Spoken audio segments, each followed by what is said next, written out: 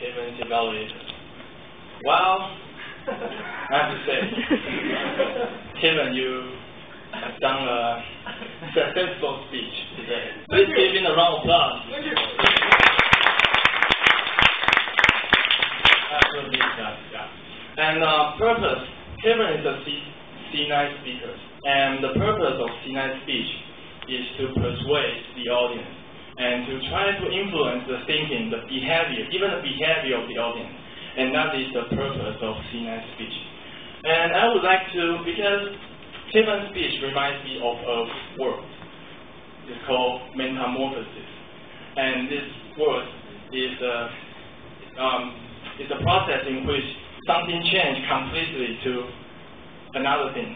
For example, in nature, the caterpillar will change into butterfly, and we'll see that the process is called metamorphosis. Okay, and first I would say the story of metamorphosis is a great material for C9 speech, because we do not like the story like the main character has superpowers and no obstacle can defeat him or her. We like the story in the very beginning, the main character might suffer and struggle for reaching the goal, and finally he or she might reach the goal. And we like that kind of story because that kind of story is exciting. And there are two aspects in the phenomenon of metamorphosis I want to mention. The first aspect is, well, metamorphosis is all about change. And the first aspect is the change is positive, the change is good. When we see the caterpillar change into butterfly, we all agree that the change is improvement. And in Kevin's speech, as we can see, he used his own story as evidence, proof, to show that the change is an improvement. And I think that by doing so, it really can appeal to audience interest. And that's aspect number one. And the second aspect is the change is beautiful.